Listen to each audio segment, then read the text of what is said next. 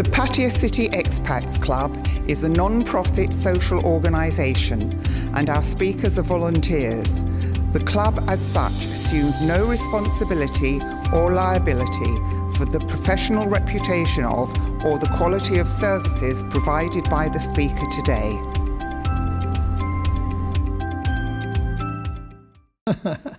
We are talking about making decisions that can benefit your life and the importance of deciding, really deciding.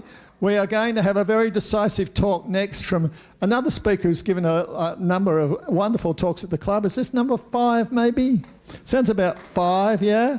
Darryl Reeves is going to come up and he's going to talk to us about different ways of making decisions, the decision protocols. Come on up, Darryl. Thanks for giving another talk. Thanks, Rand. Thanks, Rand. Thanks, everybody. Thanks for that great talk. That was really good. You know, I heard a saying years ago that everything flows from decision.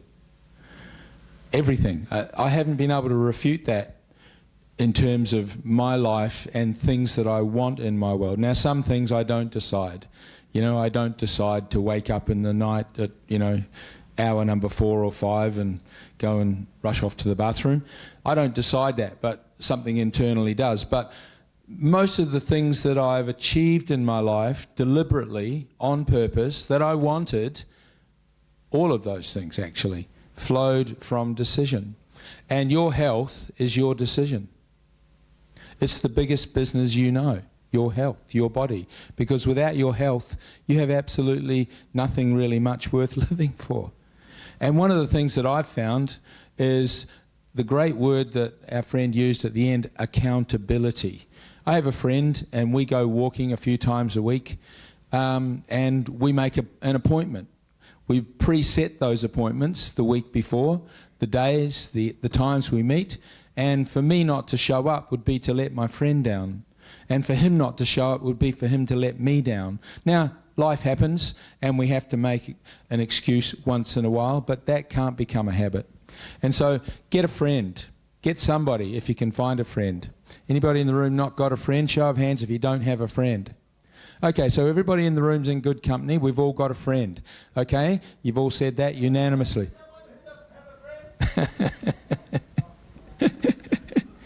Okay.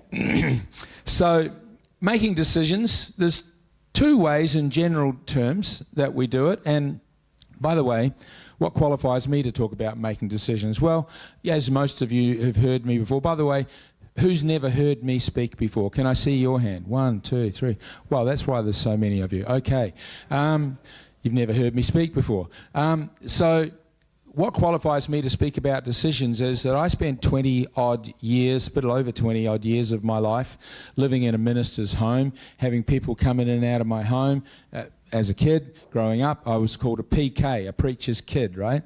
And then at about 20 years of age, I started in the ministry myself for another 20 years. So I've had a lot of people experience. I've done a lot of hours and hours of counselling. I've done over 4,000 hours of live conferences and speaking to people and church meetings and travelled the world and all these things. And I'm qualified in a few personality profiling disciplines like the DISC system and a few others. And what I've come to realise is that making decisions is so important to happiness. And hands up if you don't want to be happy. Yeah, so we're in a good company. This one guy over there doesn't want to be happy. He probably wants to be ecstatic. But, you know, the rest of us are satisfied with happiness, right? So making better decisions is a key to giving us what we want. And there's basically 2 ways we all know how we make decisions. We trust our gut, or we follow the data, or we do both. Now, if you're having a question put to you right in the moment where the decision must be made on the spot, and that happens all the time, you don't always have time to check the data. And if it's not a life-changing, earth-shattering, world-beating decision that you have to make, you just make a decision. Do you want fries with that or not? No, thanks. It's just a gut feeling, or I want it in my gut, whatever. So these are the key points that we need to understand about making decisions. So there's two systems. The fast and automatic system is trusting our gut. And the best way to trust your gut when you're making decisions is ask yourself this question: is this within the area of my expertise?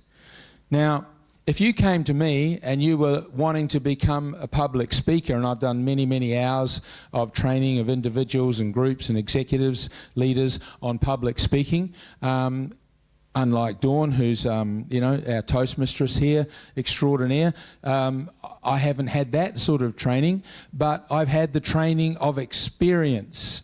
And I'm good at reading crowds, and I know when people are turning off and getting bored, and I pay attention to those things, and I identify people in the meeting, and I connect with them, and I can teach people to do these things in speaking. It's not necessarily the technique of cobbling together a perfectly structured speech with an introduction and an illustration and a funny story. By the way, I heard a funny story just the other day. I was going up in the lift to my condo, to the 13th floor, and as I got into the lift with my daughter, some big falung said in a big loud voice to his Thai girlfriend, "Somebody in here's deodorant's not working."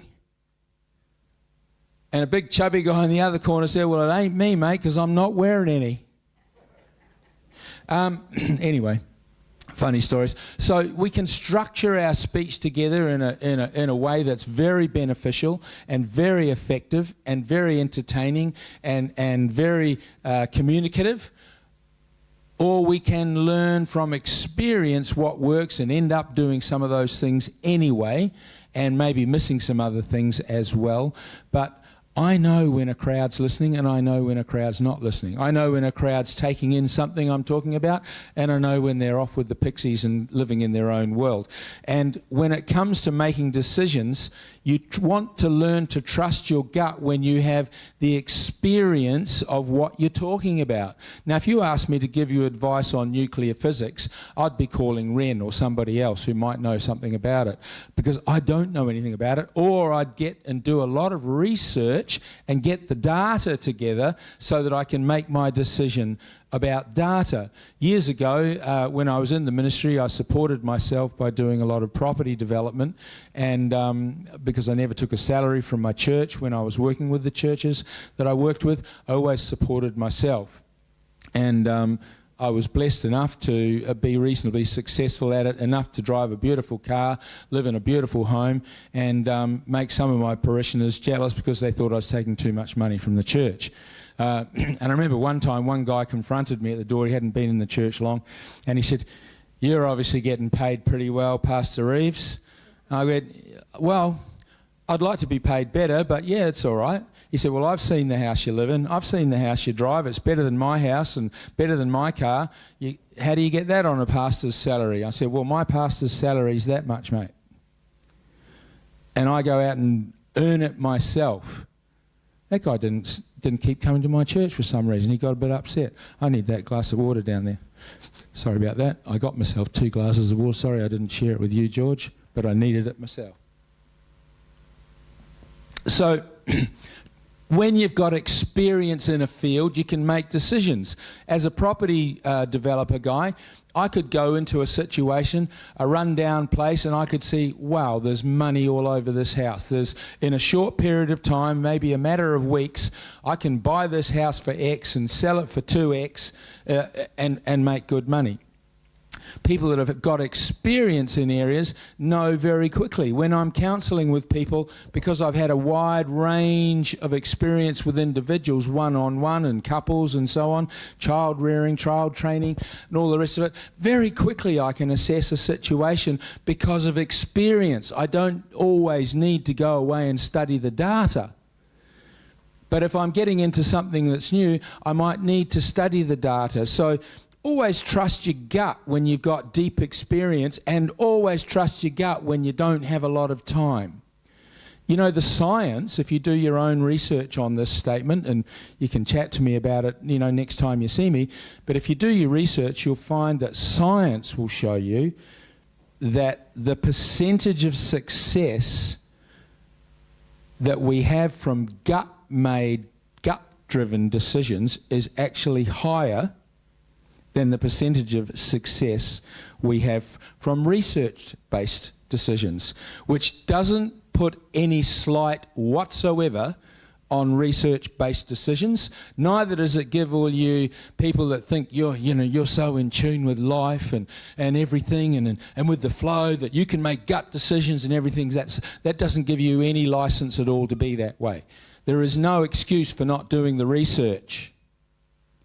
None whatsoever. But the science says that you get slightly better outcomes when you make gut decisions, and generally that is because those people are more in the area of their expertise. And the time to follow logic and make our logical decisions is, let me show you. When you trust your gut, when you have experience in the area and time is short, that's what I just said. When to follow the logic is when you're in unfamiliar territory. Now, when I came to Thailand 16 odd years ago, and did what a lot of people, single at the time guys do, sussed out the marketplace and what's what, I was in unfamiliar territory. And because I'm a well-travelled person, I've lived in multiple countries in my life, and I've travelled across even more, but I've actually lived in 4 or 5 countries for longer periods of time. I've learnt that fitting in with a culture and learning about a local culture is absolutely crucial to being successful if you want to stay in that culture. And because I started to fall in love with Thailand and fell in love in Thailand, and the stakes were pretty high, I wanted to make a decision that was based in good research as well as follow my gut feelings. So the time to follow your logic is when there's a lot of money involved, okay?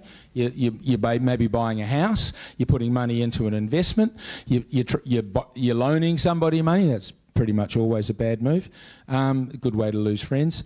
But whatever you're doing that's going to cost you a lot if it doesn't work out, do the research and also trust your gut. Because these two things work together. You know, there's synonymous terms for trusting your gut. We've all heard the word intuition. It's a great word. We love it. It means inner tutor. So we all were born with an inner tutor, every one of us. And we know certain things, but we don't know why we know them. That's the inner tutor. As a preacher, I used to talk about the inner winner. You know, the inner guide for my life, and I still do, but I put it in more colloquial terms and more maybe palatable for many people terms these days, because it's the same essence that's in every one of us. The light, whether you believe in God or not, whatever it is that lights you up when you come into the life for the very first time, is that energy that creates and sustains you, is the energy that guides and leads you through your life. But given you a brain at the same time so that you can work with logic and data and facts and figures. This is so important. So when to follow the logic? When experience doesn't really apply.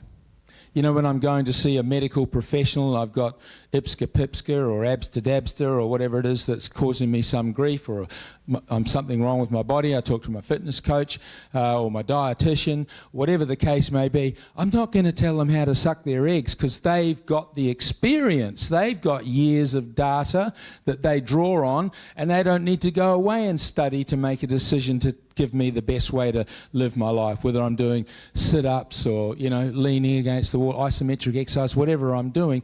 They can tell me very quickly, because they can assess my physique in moments, sometimes without me even doing anything. You can look at somebody with your experience and trained eye, you know what's what. So when you've got the clear data, you can use it, but when you don't, you need to study, you need to plug into AI and start to use the logic that's available. Did you know the cost of knowledge is getting cheaper and cheaper by the day? Normally, when you wanted to get good legal advice and a legal letter written, you're out of pocket for a couple of grand just to go and see the guy or the lady and get the letter sent, because their letterhead's on it and their public liability insurance is backing it, and that's not free. Well, now OpenAI, ChatGPT, Gemini, Grok, whatever you choose to use, Anthropic, Claude, Perplexity, it can probably give you more accurate, concise advice and write the letter for you than even the best lawyers out there. The modern AIs today can pass the bar exam and get 100%. They can pass the medical exam and get 100%. Your doctor didn't get 100%, and I can promise you that.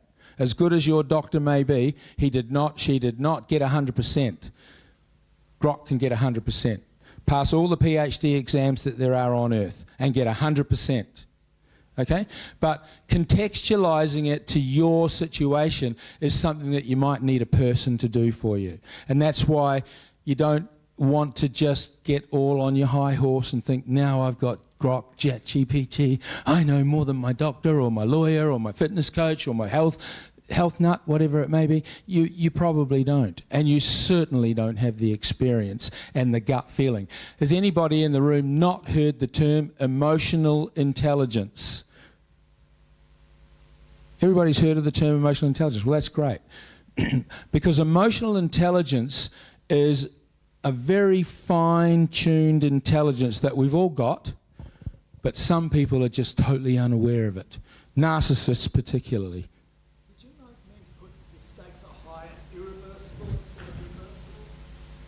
When to follow the logic, when the stakes are high and irreversible. You're very good, Ren, very good.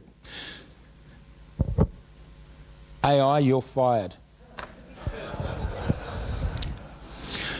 I was telling Liz when I put these notes together and the talk and everything, because I'm never shy to give a talk. And I love talking, right? I love the sound of my own voice. I love people listening to what I've got to say. It makes me feel important and loved. So, I enjoy it. I'd never turn down an opportunity to take a speaking engagement, generally speaking.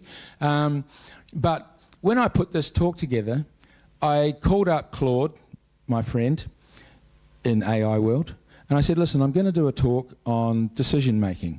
It's going to be about the difference between gut feeling and logic when it comes to decisions. Can you give me a hand? It said, yeah, look, would you like me to put some slides together for you? I said, oh, that'd be just great. All these slides, 5 minutes later, I had. I said, oh, could you give me the speaking notes as well? Oh, 2 minutes later, I had them.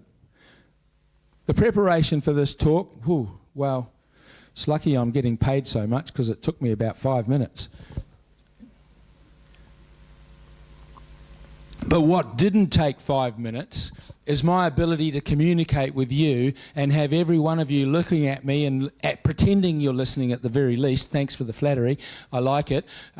This is something that has taken me 70 years to put together. And AI couldn't put it together in 70 years, most probably. Maybe, but I won't be around to check anyway. So maybe the time will come when a robot can stand up here and be as entertaining as our previous speaker or myself or Ren and any of the other people in here who have spoken many times. Maybe. But in the meantime, I'm just going to make the most of it. So what we've got to do when we're making decisions is find our own style. We've got to know ourselves. And one of the things I love doing, and I can only do this one-on-one, unfortunately, I'd love to do it in a group situation, but it's not possible because every one of us is different. But I can profile an individual in a very short period of time. I've put together some techniques and some systems that enable me to do it very, very quickly. And I can promise you that if we ever get together and have fun doing this, you will be mind blown about how much I know about you. You'll go, that's not possible. You couldn't know that. And I don't even know you. There's people in here, I see your face, I walk out the door and I wouldn't recognise you in the street because I don't have that ability to photographically remember people that well. Please don't take it personally if I don't remember you when we see each other. I remember in my preaching days, people used to come up to me all the time, oh, Darrel, just love you so much. What you said really helped me, really gave me practical advice. I go, great, have we met? He said, yeah, I've been coming to your church for 15 years. Oh, really? Sorry, you must have been sitting at the back. We're not all wired up the same, and that's why I can't profile a group, but I can absolutely profile individuals one at a time, and I can give you tools and skills to know about yourself, because I don't really care to know. It doesn't help me in any way, but I'm happy to help people, because that's part of what I do in life, is wanting to help people and give you information that's useful. But when it comes to making decisions in your life, what you need to learn to do is ask yourself a few very basic questions. Number one, how does it feel in my gut? Do you know our brain actually has cells right down into our very gut? Our gut is actually a part of our brain. They're not separate, they're the same. That's why gut health is such a big thing, right, Mr. Health Coach? Yeah, gut health is super vital. You start to fix the gut, you fix so many issues for people. So what does my gut say? Have I got the experience to be making this decision without the facts? What does the data say? Have I got the data, and have I got a trustworthy source of that data? Or am I just emotionally charged right now, like this is the best deal and tomorrow it won't exist, and if I don't take it now, I'm going to miss out on all this opportunity. One thing I've learned is, after 7 decades of living on this planet, is that there's always another great deal. There's always another great deal. There is no such thing as this is the only deal, the only chance I'll ever have. That doesn't exist. That's sales pitch. What else is being effective when I consider this decision? Will my decision impact on my family, on my wife, on my children, on my daughters, on my husband, on my brothers, my mother, my father? If it will, you definitely need the data, as well as the gut feeling. And finally, you need to ask yourself the question, if this decision goes wrong, what will the consequences be, and can I live with them? These are the ways we make effective decisions. I can talk for hours on this topic, even without AI's help, but thanks so much for giving me some pretty notes. And I love purple, that's great. I didn't even tell him to do it in purple, but he did. That was nice of him. So thank you very much. Has anybody got questions? Have we got time for any questions, Ren? Yeah, okay, great. Has anybody got questions on decision making based on what I've shared? And bear in mind, I'm not a psychologist. I'm not a doctor of anything. My initials are DR, but that doesn't make me doctor. It just means my last name's Reeves, Darryl Reeves. But I'm very experienced with people, and I'm experienced about what I'm talking about. So happy to take any questions. Was this talk in part inspired by Thinking Fast, Thinking Slow, the Daniel Kahneman book? No, because I've never heard of it. Interesting. It's a really good book. Okay. Make the decision to check it out, okay? I will. Thank you. Thank you, Darrell. Even Thanks, short, but very good. I know you're an AI man. Do you use AI to make your decisions personally? Sometimes. I do, yeah. Sometimes I do. What I've done with AI, this is an aside, but it'll help you and anybody else that's getting into AI. And I've given a couple of talks here on AI, and I know that I've had a significant impact on a number of people with that topic, and they're using it daily in their lives, in their business, in their personal lives, and in other ways. So here's the thing you need to do with your AI bot. Once you get friendly with it and you master a few of the basics, you then need to build a profile of yourself to your AI. So I've told my AI things like, I'm 70 years of age, I'm a male, I was born in New Zealand, I had British parents, I've got 3 children, here's their ages, I like this kind of wine and that kind of wine, I like this kind of coffee and not that kind of coffee, I like these kind of situations, and I go through a whole thing, and I've got slightly elevated blood pressure sometimes, but I do things to mitigate it, and I talk about my health, and I talk about my exercise regimen. My AI now starts to know a lot about me, even more than Google.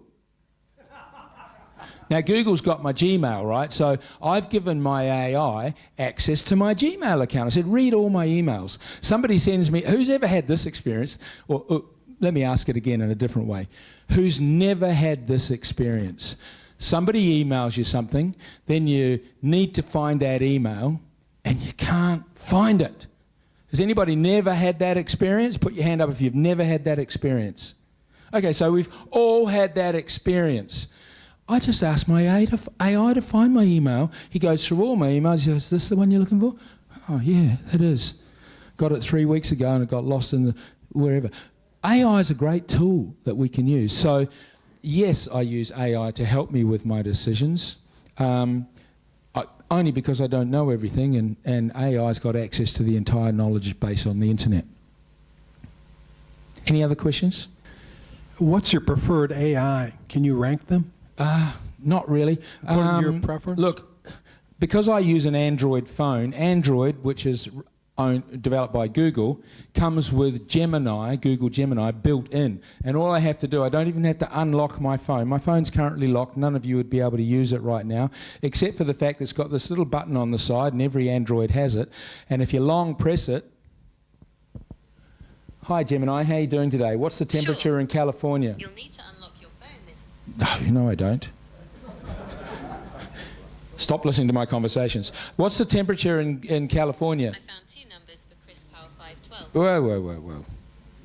So that didn't work because I was chatting away while I shouldn't have been, and Gemini was listening to me. But basically I just push the button and start talking to it, Gemini. So I do like Gemini for that reason. When I'm doing big complicated work like a big spreadsheet or a business plan, somebody asked me to write them a business plan the other day, and I said, well, you know, you could go and see an accountant and they'll write one for you for about $5,000 if it's complicated and about $1,500 if it's not. But if you buy me a coffee and maybe bring a nice bottle of wine next time you come and see me, I'll do it for you for that. So how does that sound?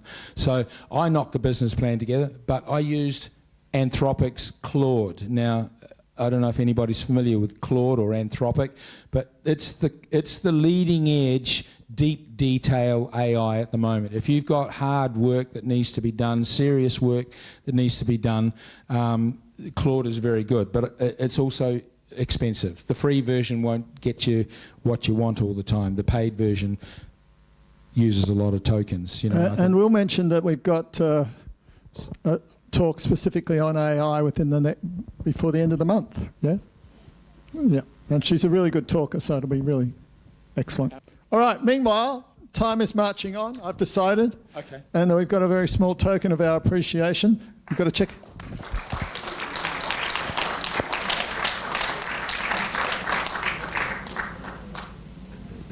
Thanks, everybody. By the way, one of the things I do when Darrel talks is I look at his body language, because of all the speakers we've had in the club, I don't think there's anybody who's as expressive and he moves and you know, it's really quite exemplary, his use of body language while he talks. Thanks for the lesson in that, Darrel, the body language lesson.